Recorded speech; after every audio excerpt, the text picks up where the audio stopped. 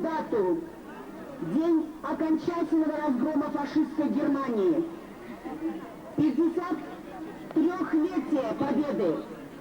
Чем дальше уходят от нас в историю годы войны, тем полнее и ярче проявляется величие подвига народа, мужественно отстоявший в жестокой борьбе с фашизмом мир и свободу Родины.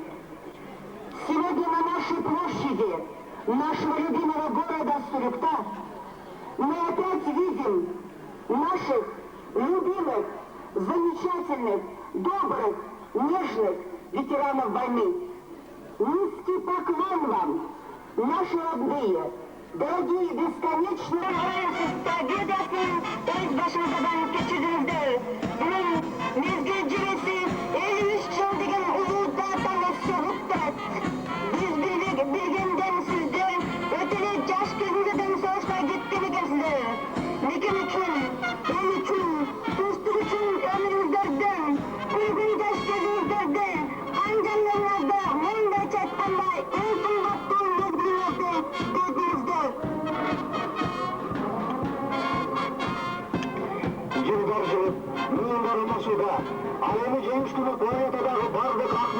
Великой Отечественной войны. Прошло 50 лет с того радостного мирного дня, Дня Победы. Отстроились новые города и села, выросло новое поколение. Но священная память и беспримерный подвиг советского человека всегда живет и будет жить в сердцах всего прогрессивного человечества. Более 1400 дней и ночей бушевал смерть этой самой кровопролитной войны. И каждый из этих дней страница героической и трагической летописи подвига представителей всех народов на фронте и в тылу, их мужества и стойкости. Победа в войне была завоевана вашим мужеством, боевым мастерством и героизмом на полях сражений, самоотверженной борьбой за линией фронта, каждодневным трудовым подвигом. Представляется главе Сурюктинской городской государственной администрации Тангиру Бараковичу Баракову.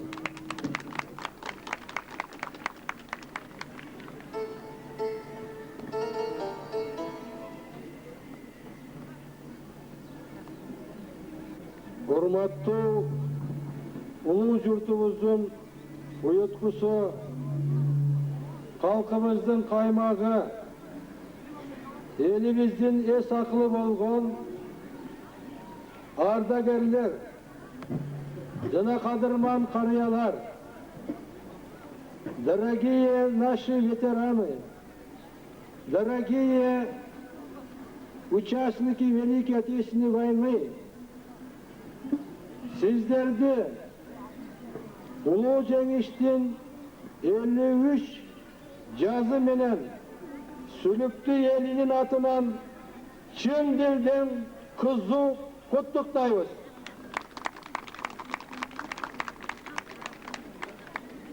Сиздер сындуу улуу муундардын тагдырына алама согуштуш келди. Ошентсе да сиздер бел майыштырган, жүрөк кайыштырган кыйынчылыктарга өзүңүздөрдү болоттой бекем кайратыңыздарды, эркиңиздерди каршы коюп, бир гана совет эл эмес, бүтүндөй жер жарынын калкын фашисттик кулчулуктан сактап калдыңыздар. Сиздер жасаган бул эрдик тарых барагына алтын арыптар менен жазылып калды. Аны прогрессивдүү адам баласы эч качан унутпайт. Дүйнөнү дүңгүрөтүп, сиздердин 53 жыл толду. Бул жеңишке жетүү үчүн Совет элинин өзүнүн 20 миллиондон ашуун азамат уул кыздарынан ажырады. Анын ичинде Сүлүктү шаарынан 2000ден ашуун адам кандуу казакка аттанып, алардын 800дөн көбүрөөгү жерине кайтпай калды. Ал эми кайткандардын да тагдыры дели соолугуна кандуу согуштун өзүн өчпөс тагын kaldırdı. Sovetlik territoriyanı elemez, Batış Avrupa ülkelerinde nemeslik baskınçılardan boşotuğa katışkan azamatların katarında sülüktülükler, jokerler, Matetsinde aytsak болады, Kudayberdiyev, Ермаков, Козубаев, Кашаев, Садыков жана башкалар болушкан. Көпчүлүгү бүгүн бул жерде катышып отурушат. Мындан тышкары жүздөгөн адамдар жумушчу батальондорунда кайрат жана жигер менен эмектенишип, согуштун узакка чозулган 4 жылында сүлүктүүлүк кенчилер жумушчу санынын кескин кыскаргандыгына карабай 1.473.000 тонна же согушка чейинки 4 жылга салыштырганда 293.000 тонна кара алтынды көп казып алышкан. Ошону менен улуу жеңишке өздөрүнүн албан үлүшүн кошушкан. Эркиндикке ээ болуп, өзүнчө тутам булатып, алыс жакын элдер менен алакалаш бола баштаган элибиз өткөн жылдарда өткөл доорду башынан кечирип, турмуш бир кыйла оорлошконду жашыра албайбыз. Айдын 15-и караңгы болсо, 15-и жарык болот демекчи, аршыбыз аста секин арбып, аброюбуз артып баратканы азыртан эле көрүнүп калды. Өлкөбүздүн экономикасын, маданиятын, билим берүү тармагын чыңдоо, элибиздин жашоо шартын жаңы деңгээлге көтөрүү, үзүлгөндү улап, чачылганды жыйноо максатында президентибиз жана өкмөт тарабынан иштелип чыккан билим, маданият, манас, аялзат, 21-чи кылымдын кадрлары жана аракет программалары юбилейлик жылда жашап жаткан биздин шаарда да кайраттуу түрдө ишке ашып жатканын айта кеткенибиз абзел. Бүгүн бардыгыбыз билебиз, урматтуу сүлүктүүлүктөр, шаарыбыз юбилей жылында жашап атат. 22 августта шаарыбыздын 130 жылдык маракесин биз сиздер менен бирге майрамдамакчыбыз. Бүгүн шаарыбыз кайрадан жаралып, жаш баладай кайра кадам баса баштады. Анын бардыгына сиздер күбө болуп турасыздар. Күндөн күнгө көчөлөрүбүз оңалып, бейлибиз оңалып, болгон кыйынчылыктарды жеңе баштадык. Булардын бардыгы оңой гана жөнөкөй келип аткан иш эмес. Анын бардыгында биздин интеллигенциябыз, биздин мына күмүш сакал карыяларыбыз, улуу урматтуу энелерибиз, жаштарыбыздын кылып аткан эмгеги болуп эсептелет. Ошондуктан биздин шаарыбыз республикадагы башка шаарлардай эле өзүнүн жакшынакай экономикасы менен, билими менен, маданияты менен республика бүгүнгө кеңири таануулуу. Мындайча айтканда 15 майда өзүбүздүн борборубуз болгон Бишкек шаарында сүлүктүү эли, сүлүктүү жери, сүлүктүү шаары өзүнүн бүткүл Кыргызстанга болгон телемарафонуну өткөзмөкчү. Бул телемарафондо бүткүл Кыргыздын шаарлар, райондору чакырылган. Улуу урматтуу президентибиз баш болгон мамлекет башчыларыбыз чакырылган. Ал жерге биздин губернаторлор, ошондой эле шаар башчылары, район башчылары келмекчи. Мына ушул чоң марафондун алдында бүгүн 53 жашка болгон согуш майрамында мен ушу бүгүнкү Кыргызстандын бүткүл жерлеринде өтүп аткан майрамда эле Сүлүктүдөгү майрам маанайында мына ошол 130 жылдыгыбыздын тосуу алдында мен ойлоймун бардык иштерди каттуу аракеттенип ишке киришип атабыз. Биз бүгүн ушу элге айта турган сөзүбүз бар. Эмне үчүн дегенде мына stadionumuzda жакшынакай кура баштадык. Ал жерде жакшы стадион пайда болуп, эртең ар бириңиздер сыймыктана турган, көк чөптүн тегерегинде балдар ойной турган жакшы современный типовой стадион пайда боло тургачы. Ошондой эле мына жакында турган биздин мына элдердин достугунун аянты пайда болмокчу. Бул аянтты биздин куруп аткан куруучулар бул тажик бир боордош туугандар. Алар өздөрүнүн техникасы менен келип бүгүн иштеп атышат. Бул дагы бир чоң белгилей турган аянт болуп эсептелет. Бул аянтта болсо биздин улуу урматтуу элдерибизге, орус элине, татар элдерине, ошондой эле өзбек, чечен, курд жана башка бүткүл казак, кыргыз бүткүл элдерге кайсы эл болбосун келип Сүлүктү шаарына жардам берип, өзүнүн ушул жерде кылган эмгеги бардыгы белгилемекчи. Ал жерде ошо таштарга жакшынакай жазылмакчы. Бул биз үчүн ар бир жашты тарбиялашка, келечекте Сүлүктүнү мындан ары өрчүтүшкө чоң патриоттук жардам бере турган аянт болуп эсептелет. Ошондой эле биз мына суудун проблемалары боюнча азыр Карабулак, Тегирмен сай сууну баштадык. 9,5 километр. Биринчи турбаларды улап элдер иштеп атат. Бул деген себеби дагы Тегирмен сайдан 50 жыл мурда болгон сууду кайталап, суудун дебитини көбөйтүп, шаарга, элиге жакшынакай таза сууду алып келмекчибиз. Мына ушуга окшогон андан башка чоң иштерди биз юбилейдик стройка катары бүгүн сиздерге айтып койсок болот. Мына мен ойлоймун, ар бир бүгүнкү келген сүлүктүүлүктөр, мына биздин ветерандарыбыз, мен ойлоймун, бүгүн өзүнүн шаары менен сыймыктанса болот. Эмне үчүн дегенде шаарыбыз республика көрүнүктүү шаар. Өзүнүн иштери менен, адамдары менен ар жерде болбосо сыймыктанып жүрөбүз. Мен ойлоймун, бүгүнкү майрам ушунчалык чоң майрам болуп, кайсы жерде болбосун биз ветерандарга ушул аракет программасын аткаруу боюнча чоң милдеттерди алганбыз. Ошондуктан бүгүн биздин инвалидтерибиз мамлекетибиздин, президентибиздин камкордугу аркасында өздөрүгө болгон кичинекей болсо да жакшынакай ушу белгилерин алып атат.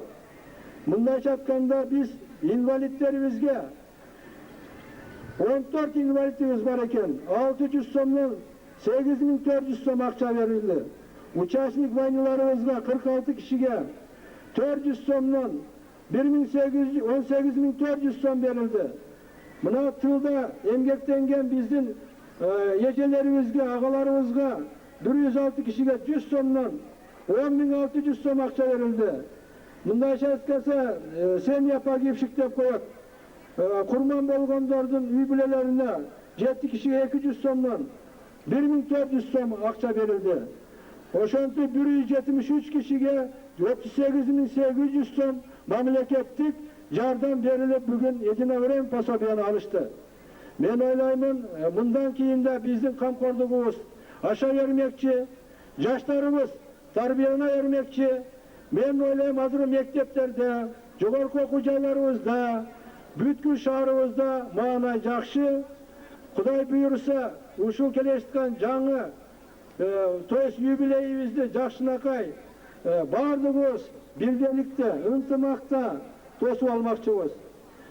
Дорогие наши ветераны, уважаемые сүлүктинцы, очень приятно сегодня поприветствовать наших ветеранов с праздником 53 года Победы. Действительно, эта победа не так просто пришла. Эта победа была огромнейшей, жертвой, огромнейшее усилие, постоянной, вот такая дружба победила наш народ. И сегодня везде, повсюду празднует эту победу. Это святыня из святых. Поэтому мы поклоняем свои головы перед ветераном наших войны и труда. Мы всегда будем заботиться о вас, о вашей благе. Мы желаем, чтобы вы жили хорошо, не беспокоили вас ничего. Хорошее было, значит, вот ветеранской жизни. Я еще раз от имени государственной администрации, от имени суликтинцев, по поручению нашего президента, правительства, всегда заверяю вас, что мы сделаем все возможное, чтобы наши ветераны могли, значит, жить лучше, чем вчера. И дальше будем проявлять серьезные заботы. Еще раз разрешите мне поздравить вас с праздником Победы, желать самое главное вам здоровья, благополучия, долгой лет жизни. Спасибо.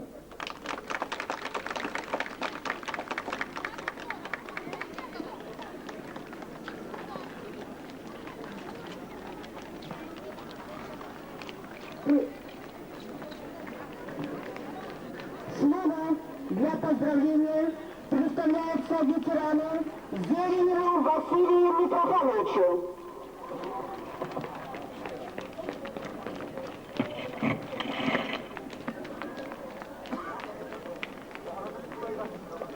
Уважаемые участники Великой Отечественной войны, дорогие сулюхтинцы, 22 июня 1941 года черные тарелки репродукторов довели до трудящихся города несчастную весть.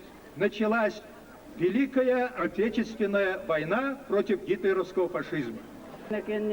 Dik soğuşa katışkan ardagirler, ben sizlerdi birinci bu jеңиштин майрамы менен sizlerdi qutlukdayman. Albatta sizler 1941-жылы фашистский Германия нападать etken вакытта бардыгыңыздар бир туугандай болуп, көкүрөңүздөрдү окко берип, өзүңүздөрдүн мекениңиздерди коргоо үчүн аттандыңыздар. Albatta ошол канга кан, жанга жан дегендей, бир кашык каныңыздарды аябастан, бардыгыңыздар бир туугандай бекем туруп, ошо фашисттик Германияны жеңип, бул артта калган элге бейпил тынчтык турмушту алып келдиңиздер. Onun үчүн мен сиздерге, дорогой кымбаттуу аталарыбыз, агаларыбыз, согушка катышкандар, сиздерге биз чоң рахмат айтабыз. Sülüklük, ağalar, ünlüler, geceler, sinirler, baldarım, Sülü'den murun, Sülüklü Ardagiler Seveti'ne, Oğulistan, şaharımızın yetekleyen telegram okup tanıştırıp koyalım. Telegramda bir gana veteran arkadaşlarımız bütün şahadın emeklerini kutluktap atar. Город Сулюкта, Президиум Совет ветеранов, уважаемые ветераны войны труда, поздравляю вас с праздником Победы, здоровья вам, благополучия, в семье активной деятельности на благо процветания нашей страны, с глубоким уважением и поклоном начальник Очского облуправления соцзащиты Тургумбаева. Ушундайда телеграмма Ош областық Совет ветеранының председаты генерал-майор Абдрахмановтан, шаһардың Завгородын Сабуровадан, начальник О. Тулпар Кайымовтан келді.